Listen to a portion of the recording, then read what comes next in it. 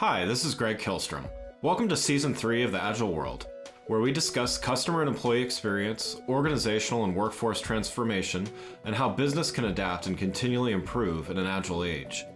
The Agile World podcast is brought to you by TEKsystems, an industry leader in full-stack technology services, talent services, and real-world application. For more information, go to teksystems.com. To read more about the topics discussed in this show, you can go to my website at theagile.world and read my latest articles, or get a copy of my latest book, The Agile Workforce, now available on Amazon and other retailers. My name is Greg Kilstrom, and I'm the host of the Agile World podcast. Today we're going to talk about the small and mid-sized business and how they can successfully create great brand experiences. To help me discuss this topic, I'd like to welcome John D. Hanson, President, Consultant, and Speaker at Accelerated Revenue. John, welcome to the show. Thanks, Greg. I'm going to give a plug for you right off the top. If anybody has yet to read The Center of Experience, I've thoroughly enjoyed that book, and that's what got me introduced to you and what you do. So get this book added to your reading list. I guarantee you'll enjoy it. Thank you for having me on the show, Greg. Yeah, no, thank you. I appreciate the plug as well. So looking forward to talking with you. I know you and I have had several conversations, but glad we're recording this one for others to be able to listen in on. So why don't you start by giving a little background on yourself and what you do? Sure. So I started my own consulting firm in January of 2020. It looked like we were going to be in the black in April, had speaking gigs and consulting clients lined up. And then, like a lot of people, the pandemic disrupted all of that.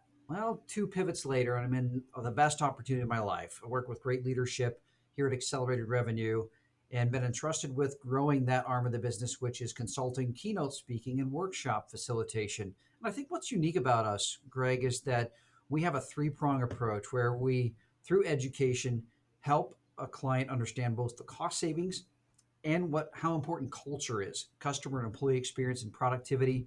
And then we also address cash flow, and we do this through a fractional model, very similar to yours, where we bring in fractional experts for whatever the business needs to fit their goals, their budgets, because small and mid-sized companies, they need this. 99.6% of businesses in Ohio, the state I live in, are small, 100 employees or less, according to the SBA. So the need is everywhere. And ours is so unique that we can work within the small and mid-sized companies' budgets and goals, whereas the larger companies that can charge what they charge can't afford that, or don't want to take a chance on a solo consultant that's trying to do everything themselves. And so that's why I'm so excited about this. We launched this officially in February, beginning beta testing this quarter, and looking forward to how we can make a difference in the small and mid-sized company world. Great. Well, and that's a great segue into what I wanted to talk about today is the small and medium-sized companies. And there's some things that I would say apply broadly as when we start talking about customer experience. But what are some of the unique things that these smaller and mid-sized companies face in terms of CX? Yeah, I think they're more aware of it now. It's certainly a major topic in the Fortune 100 and 500 company space. There's more and more CCOs, chief customer officers, or chief experience officers. Now it's getting to be commonplace. The advantage that small and mid-sized companies have compared to those large companies that have more resources and have official roles designated for this, those companies are so massive that transformational change in the customer or employee experience is so difficult and takes so much time. And with how fast the pace of change is and how the market shifts and moves, it's so hard for large companies to successfully transform their organization, especially if their DNA and their culture just isn't there. Small and mid-sized companies, on the other hand, while they're limited in resources, they are so agile and so lean where they can apply these changes company-wide almost instantly and start seeing the quick wins and the return on an investment the large companies just can't do because of scale, because of size. So it's actually an advantage, even though resources can be a challenge. And I think there's a growing awareness in the market of small and mid-sized companies. What is the CX thing? What is this customer experience thing I hear about? Is this just money we're going to throw away and hope that people have a better experience? What's the return on this? Well, we have more and more data and more stats to prove that no matter what size company, no matter what industry, you intentionally invest in customer experience, it will come back to you, especially now. You kind of mentioned a little bit about this when you're describing what I would call agility in these smaller organizations. But when a smaller org is competing with a larger company with deeper bench, more money, more customers, more established, perhaps in many cases, what are some other ways, maybe even different ways, or what are some ways to use that agility and that ability to be nimble that helps them compete better with larger organizations? I would say the fact that they can get the voice of the employee and the voice of the customer that much easier because they don't have to sift through hundreds, if not thousands, of employees and customers. They can identify in a day who are your top clients and who are your employees that are fully bought in, that do a great job, whatever their role is, because those are two great areas of invaluable data you can get to very quickly as a small and mid-sized company. Sift through it, organize it, and then find out, all right, of the top clients, how much do they contribute to our bottom line? Have we engaged them for their feedback? Do they know how valuable they are to us? Similar to the VOE, the voice of the employee, you've got some people that may have worked for you for 5, 10, 15, 20 years. They know the pain points, they hear it regularly. You can take action on some of those things immediately at no cost or low cost and start seeing the impact right away. So resources are not the thing. If resources were what drove improvement, Greg, then Chick-fil-A in quick service food would not be the only one at the top. Right. Disney for amusement parks wouldn't be the only one at the top.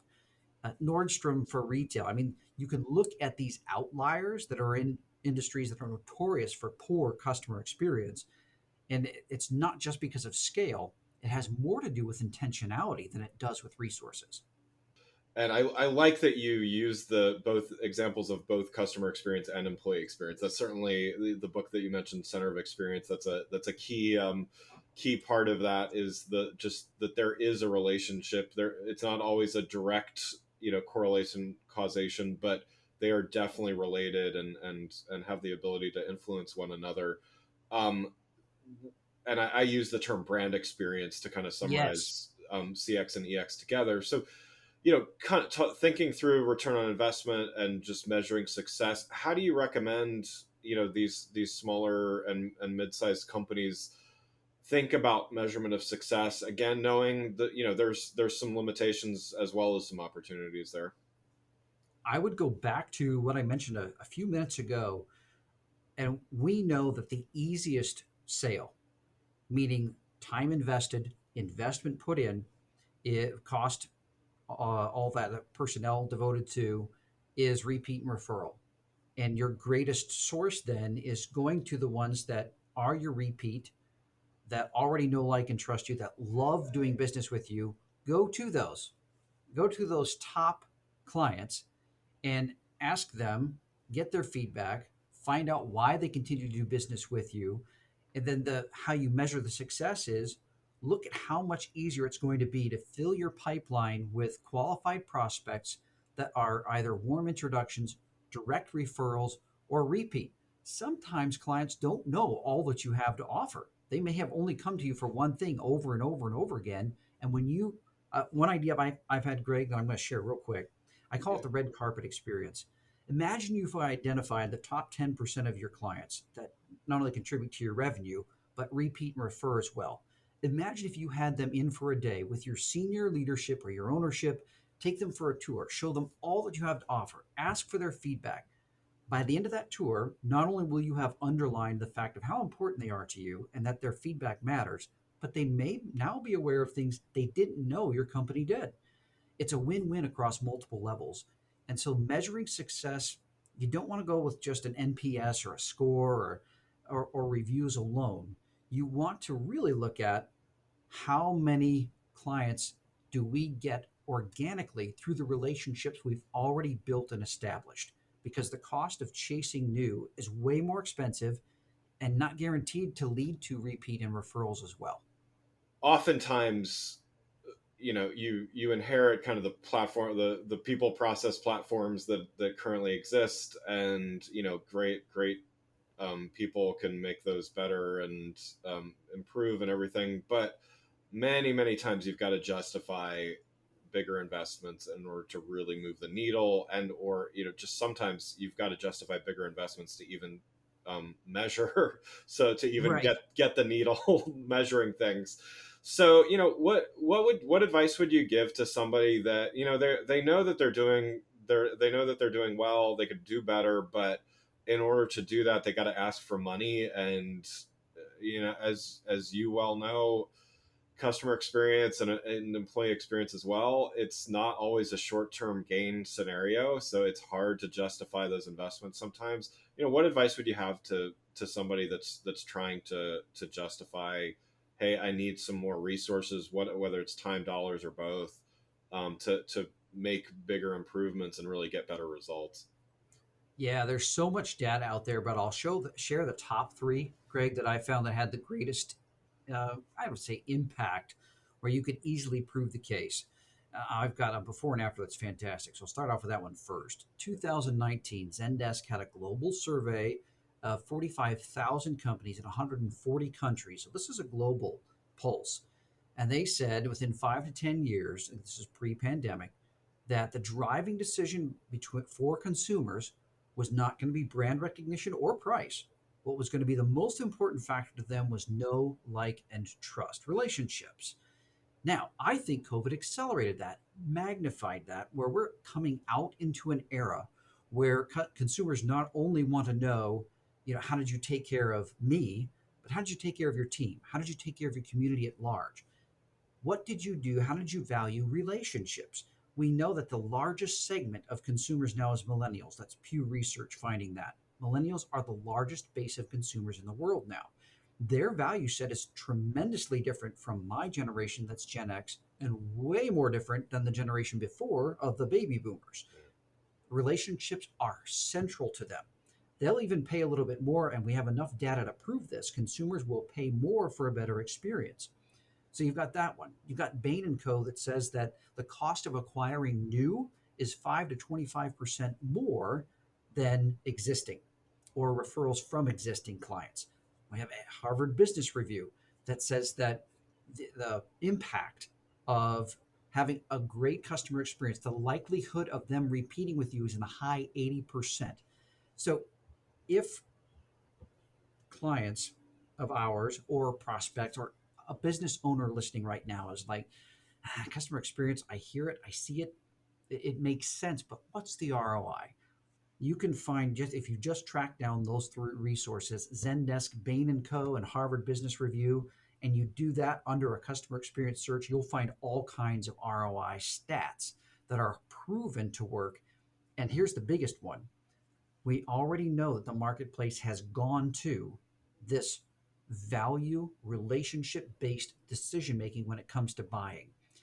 The proof of that is that the companies in notoriously poor industries have phenomenal customer and employee experience. I'll give you an example. Chick-fil-A is now the number 3 chain in the US after McDonald's and Starbucks, and they're only open 6 days a week. Yeah. They're in a quick service industry. You can get a chicken sandwich anywhere. But why do they do it? It's because of the customer and employee experience, and because it's so intentionally and systematically done. You go to any Chick fil A in the US, you are going to have the same quality of experience because it's baked into their DNA. And a company of any size, small, medium, one location, multiple locations, you can roll this out, but it's going to take intentionality. It's going to take investing time and resources. And most importantly, I would say this, Greg: bring in a trusted third party. The reason I say that is not just because I'm a consultant, it's because there's proof that if you have another trusted party that does not have a direct relationship, it is more likely that your team is going to buy in than you saying the exact same thing. Yeah. It's that third party verification that business team members need to hear to say, all right, our boss has been saying this. Yeah, it sounds like a good idea. I see it everywhere. But here comes this expert that's done it in other locations for other businesses, well researched. We like and trust this person. We're going to do it. It's not because they don't respect the business owner, it's because they need to hear another voice saying the same thing so that there's verification that, okay, this does have merit. and they're more likely to buy into someone they don't have a close relationship with. And there's proof of that as well. Let's go back to the relationship between employee and customer experience a little bit. And how would you characterize that, as well as what is let's we can go negative first even, and Right. what effect does a bad employee experience and low employee engagement have on that end customer experience? Churn, turnover in both Yeah. employees and customers. And it doesn't matter how fast the front door of the building is spinning in revenue. If you've got both team members and clients leaving out the side door and the back door, never to return, that is not something you can win, no matter what size, but especially small companies. Small to mid sized companies, large companies are just able to hide it better because their revenue is so high and they've got multiple front doors spinning. But the problem is exactly the same for any size organization.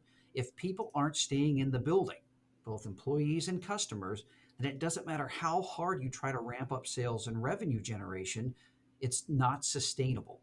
So a poor employee experience is guaranteed to have a negative effect on the customer experience. They're just not inseparable. I like what Richard Richard Branson. Am I saying that right? Yeah, yeah. Virgin. Virgin, Virgin. yeah. Sir Richard Branson said, take the very best care of your people so they take the very best care of your customers. You just can't separate the two. Yeah. And I know that I've seen some things on social media and LinkedIn that suggest that there's not a direct correlation between happy employees and happy customers. But I know there's a direct correlation between unhappy employees and unhappy customers. I've worked in enough industries to know that that's just a fact. You can't get around that. Do you think that more companies are, like, in your experience, are more and more orgs starting to see low engagement, bad employee experience as not just an HR problem? And I use HR sort of in the, let's call it, the classic context of a compliance driven and that process driven type HR approach. I mean, do you think that executives and other stakeholders are starting to get it? Do you, and in the some of the markets that you work in, are there areas where there still needs to be growth? Like, what are you seeing in that? I wish I could say that been a big wake up call, Greg, but I think the proof that we're still way behind on that is the Great Resignation. Yeah. It used to be that blue collar roles were always tough to fill. Now we're seeing it in the white collar space. We're seeing clerical and administrative positions just not getting filled. You can blame COVID, that's an excuse. You can blame the fact that this new childcare credit that's rolling out, that's just an excuse. If you were a magnet, if your business was a magnet and was irresistible to the ideal client and team member, you wouldn't have a problem. I know that the industry leaders in customer and employee experience just do not have a problem attracting and keeping great talent. It's because of the fact that they're approaching a point where the pain has gotten so severe that they have to do something about it. And I think the proof of that is in two ways. Number one is that human resources is still doing a check the box approach, asking the questions as if these team members aren't free agents that could go just about anywhere and get just about how much they want. That's not important to them. What's most important, they want to know, can I make a difference at your organization? Am I going to be recognized for what I'm bringing to the table, as young and as inexperienced or as old and as experienced as I might be? Are you treating me as the asset that I believe I am? Or if I do need development, is HR committed to developing those skills and abilities and talents so that I can be more of an asset? I think HR is really missing the boat on this. And I'd say it's for two reasons. One is that they're overtasked. Yeah. HR departments are so busy trying to keep up with hiring and firing, they don't have time to develop. So I think that's one key problem. But the second one is simply the culture. If you're short term results driven, if it's every 90 days, you're between a rock and a hard place. And I have an appreciation for that because I can understand if you've got to get a return to the shareholders every 90 days, how can you not be short term driven? But if Chick-fil-A can get to the point where they're number three in the country, open 6 days a week in a highly competitive, everywhere type of industry, then surely any other business can too. It's just that changing the direction of the Titanic takes so much effort and time that this is where small and mid-sized companies have a huge advantage. Not only are they the vast majority of the marketplace and the workforce, but they can pivot and adapt so quickly that they can be years ahead of the large companies, and they typically have healthier profit margins too. So when you factor those two things, agility and healthy profit margins, with the ability to flex and adapt and pivot quickly, small and mid-sized companies have a huge advantage there. Why do you think then that so many are not? Because I agree with you. I mean, I think the agility that being smaller, they may have they may have less resources than a large organization to fall back on if something negative happens, but they do have more agility because there's less bureaucracy, there's less red tape, Right. all that kind of stuff. But what do you think is? I mean, I there's so many things going on, so it's easy to, I think, conflate the, as you were saying as well, the the Mm-hmm. pandemic with new regulations, with great resignation, which I think probably a topic for a whole other show, but it has been Right. something long simmering and building, Yes. and just recently kind of released, so to speak. But what is the same problem that is causing it feels like, I'll give myself a second to formulate a question here. So Yeah. is the same problem that is causing these companies to be able to be nimble also holding them back? Because I always say the flip side of agility is reactivity. To me, agile is a scientific, methodical way of approaching things that is thought thought of it in shorter increments, but it's not reactive in a, oh my god, the sky's falling 24 hours ago and let's change everything. Do you think it's kind of a double sided thing like that, or what do you think is holding back from embracing this? Three things come to mind right away, Greg. And I would say the first one is the illusion of success. Simply because your doors have been open for 10, 15, 20, 25, 30 years does not mean that you're a healthy, thriving organization. Yes, you Yeah. are still in business compared to plenty that have gone out of business, but that can be an illusion of, hey, our doors are still open. We're doing great. Well, maybe now, but we know that the pace of change is so rapid. If you're not adapting, then and learning what's going on in the workforce and in the marketplace, eventually you get behind, you get in survival mode, and you get to the point where you're just struggling to keep the doors open. And you're like, we were doing so well, we were open for so long, and it seems like, quote unquote, overnight, the company starts to decline or goes under. Well, that didn't magically happen overnight. One book that I highly recommend is How the Mighty Fall by Jim Collins. Not that big of a book compared to some of his others, but it really highlights the point that there are phases that companies go through before they get to the point where it's clear that the ship is sinking and going under, stage five. But there's things that kind of lead up to that, where stage three is kind of the pivot point. Once companies get to stage four, which is desperation, then you see all kinds of things going on, efforts to prop up the sinking ship that aren't working because stage five is where it goes under, gets bought out, or it's existing, but it's never the same as it was before. So I think the illusion of success, busy times can mask a lot of problems. So if you're doing quite well in spite of a pandemic, that can mask the issues that are still there. It's just your revenue so good that in business is so good, you don't feel there's a need to address it. The second thing I would say is the pace of change. Pre-COVID, I had a great presentation, got to see one by a PhD, that she said that the pace of change at the beginning of the century was companies could reinvent themselves every 78 years. 78 years. Wow. Fast forward to the 80s, about every 15 years. Now, if you look at it, where we're in the 2000s, it's every 5. So the pace of change, now reinvention does not mean something totally different. You got to change our product service. It just means how you deliver it, how you package it, how you present it. And she shared this graph that showed if companies get to the top of a bell curve of growth and start going down the other side where business starts to decline, she said 10% of companies can survive that point. But if you're not already figuring out how to pivot and reinvent on the upside of growth, then you're likely to get to the point where you plateau or decline to the point you never recover. That's the pace of change that's going on. And so the third thing I would say is change itself. I know it sounds kind of basic and we've heard this so many times before, but I read a great book by Dan and Chip Heath called Switch: How to Change When Change is Difficult or Change is Hard.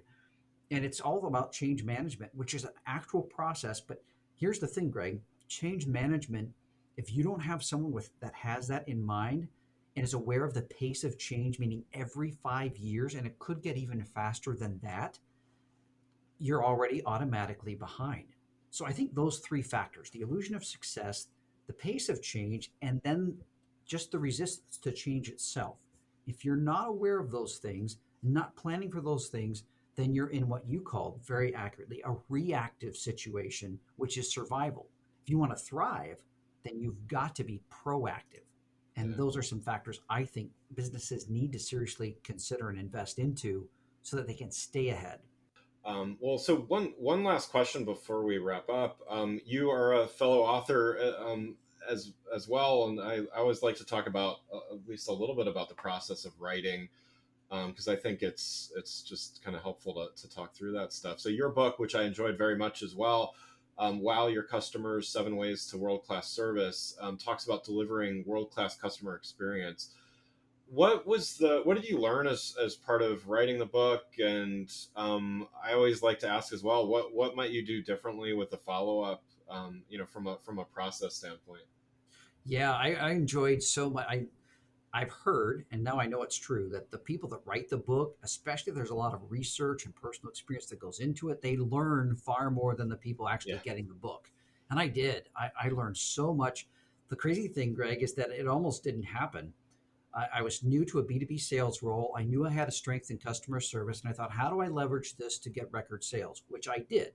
My first full year, I set record sales in my territory over people that had experience in the industry that I didn't, and I've been doing it for far longer than I had. Yeah. But I did that because I learned, how do I leverage that customer service strength? Because I learned that it's about relationships. I'm really good about building relationships and earning and keeping trust. And I'm a solution salesperson. I am not a commodity salesperson. I'm never going to beat you on price. I will beat you on value, though. And so it was a New Year's resolution. I'm going to spend less time in front of a screen and more time reading so that I can earn these record sales. Well, while I was reading these books, it was like one idea after another jumped off the page. Like, well, I did that when I was in customer service roles. I realized I need to put this into a book, more for my sake than for others. But if it can be a resource for frontline customer service agents or for people who manage them, then I need to share these ideas and put it in a book that's easy to read, fun to read, full of great ideas, low or no cost, they can implement right away. So I did that. The process took over a year or so, about 18 months to complete from start to finish.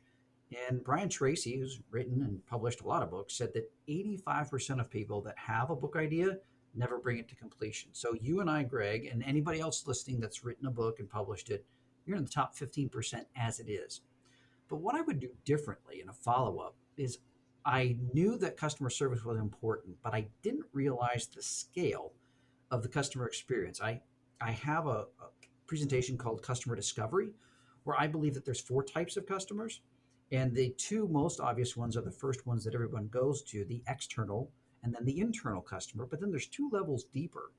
And so in a follow up, I would not only stress the return of investment and how the market is so customer experience centered now, especially, but I'd also go a little bit deeper into the types of customers, because as soon as you silo customer experience into just the people that pay you money, you're already eliminating the opportunity to address the customers that are actually even more important than the ones who pay you money. Don't tell the customers I said that.